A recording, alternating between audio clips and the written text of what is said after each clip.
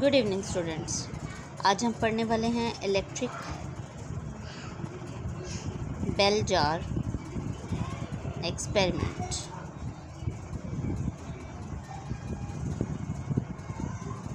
It is related to sound. हमारा chapter भी unit number 11 explain कर रहा है अबाउट साउंड।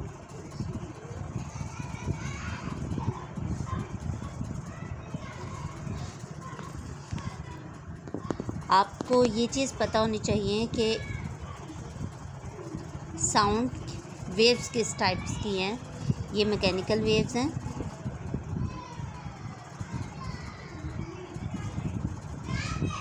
जिनको प्रोपोगेट करने के लिए किसी न किसी मीडियम की ज़रूरत होती है। अब वो मीडियम किस टाइप का होना चाहिए? वो मीडियम 3 टाइप के हो सकते हैं, जिनमें एक है हमारे पास लिक्विड, गैस एंड सॉलिड।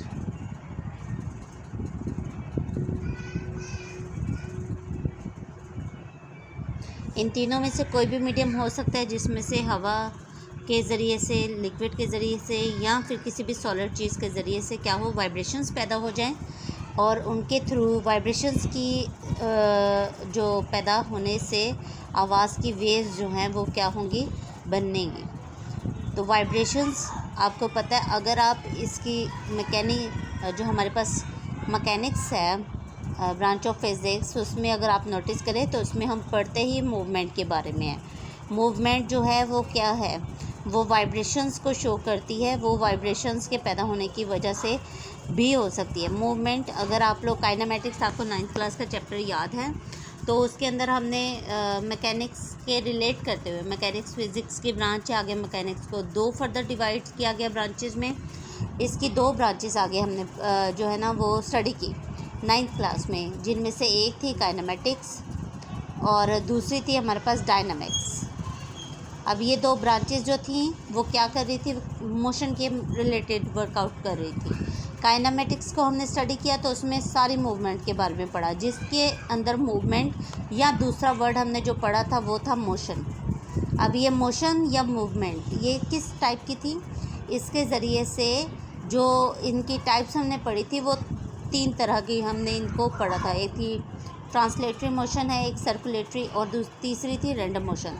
अब जो ट्रांसलेटरी और वाइब्रेटरी, लास्ट जो रैंडम मोशन और ट्रांसलेटरी मोशन है, सर्कुलेटरी मोशन है, इन तीनों के अंदर हमारे पास जो ट्रांसलेटरी मोशन थी उसकी फर्दर 3 जो टाइप्स थी वो हमने स्टडी की। उनके अंदर एक थी हमारे पास जो है वाइब्रेटरी मोशन। वाइब्रेटरी मोशन जो है वो कंसल्टेड है हमारे पास साउंड को रिप्रेजेंट करते हुए। आपने यहाँ पर यही चीज़ नोटिस करनी है कि कौन सी टाइप ऑफ मोशन जो है या type of branch of science जो है वो हम स्टडी कर रहे हैं, जिसके ज़रिए हमें पता चलता है कि साउंड को स्टडी किया जा सके। सिंपल वर्ड्स में आपको ये पता होना चाहिए कि साउंड्स हैं क्या, ये वेव्स हैं। किस टाइप की वेव्स हैं? मैकेनिकल वेव्स हैं। इनको ट्रांसफ़र होने के लिए मीडियम चाहिए। मीडियम किस टाइप का होना चाहिए? लिक्विड, गैस या सॉलिड, तीनों में से कोई भी हो सकता है। तीनों के अंदर से गुजरने पे क्या पैदा होगा? वाइब्रेशंस होंगी। वेव्स, वाइब्रेशंस की वजह से हमारे पास साउंड वेव्स पैदा हो जाएंगी, जिनकी वजह से हमें पता चलेगा कि आवाज़ आ रही है। बायोलॉजी में पढ़ते हुए हम अपने एयर ड्रम के बारे में पढ़ते हैं। एयर ड्रम जो है हमारा कान का पर्दा, आवाज़ की लहरें कान के पर्दे के साथ टकराती हैं तो क्या पैदा होती है? वाइब्रेशंस पैदा होती हैं। अब उन वाइब्रेशंस के सिग्नल जो हैं वो हमारे न्यूरॉन्स लेते हैं और देन हमें मैसेज ट्रांसफ़र करते हैं कि किस टाइप की बात की जा रही है या क्या बात हो रही है। इसी तरह से आवाज़ किसी भी टाइप की, हॉर्न की आवाज़ हो या फिर किसी जानवर के चिल्लाने की आवाज़ हो या जानवर की आवाज़ अपनी हो, मध्यम आवाज़ हो, शार्प आवाज़ हो, बहुत ज़्यादा लाउड आवाज़ हो, स्पीकर की आवाज़ हो, हमारे टीवी, एलसीडी किसी टाइप की भी चीज़ की आवाज़ हो, सब में जो चीज़ हमें नज़र आएगी वो मैकेनिकल वेव्स होंगी, जो कि साउंड वेव की सूरत में हमें नज़र आएंगी और सुनाई देंगी। नज़र आने का मतलब ये नहीं वो वेव्स आपको चलती हुई नज़र आएंगी। डैट मीन्स कि हम देखते हैं कि इन तमाम चीज़ों से हमें साउंड सुनाई देती है। ओके, अब हम पढ़ने वाले हैं electric bell jar. I hope कि आपको साउंड के बारे में और इसके रिलेटेड जो ब्रांचेस हैं और उसके सारे जो टास्क हैं उनके बारे में समझ आ गई होगी। अब हम पढ़ने वाले हैं इलेक्ट्रिक बेल जार का एक एक्सपेरिमेंट जो कि किया हुआ है आप लोगों के बुक के अंदर। पेज नंबर है ये 23 पेज में आपको ये बाकायदा डायग्राम के साथ बना के दिखाया गया है। तो मैं उसी डायग्राम को कंसल्ट करने वाली हूँ। आप इस डायग्राम को ज़रा गौर से देखें। ये इलेक्ट्रिक बेल जार का जो एक्सपेरिमेंट है ये शो क्या करता है। ये आपके पास एक जार है जो कि प्रॉपरली ग्लास से बना हुआ है। यहाँ पर ये कॉर्क लगा हुआ है। ये कॉर्क जो है वो लकड़ी का है, दूसरा आम कॉर्क नहीं है जैसे प्लास्टिक के कॉर्क होते हैं, ये वो नहीं है, ये लकड़ी का है। और इसमें से 2 वायर्स गुजारी गई हैं इलेक्ट्रिक करंट को कनेक्शन देने के लिए। अब ये दोनों, एक ब्लू है और एक रेड वायर है। आप लोगों को 9th क्लास के अंदर मैंने चार्जेस के बारे में बताया था, पॉजिटिव एंड नेगेटिव चार्जेस, जिनमें से एक जो लाल और ब्लू तार है ये दोनों के कनेक्शंस का पता चलता है कि किस वायर में हमारे पास करंट मौजूद है, किस वायर में करंट मौजूद नहीं है। अगर आपको वो याद है तो आपको पता होगा कि जो रेड वायर है वो हमारे पास जो होती है वो पॉजिटिव करंट रखती है, पॉजिटिव चार्जेस होते हैं, और ब्लू में नेगेटिव चार्जेस होते हैं। तो ये दोनों जब कनेक्ट कर दिए गए बेल के साथ, तो ये अंदर पूरा आप नोटिस करें तो यहाँ पर कोई भी अदर चीज़ नहीं नज़र आएगी आपको।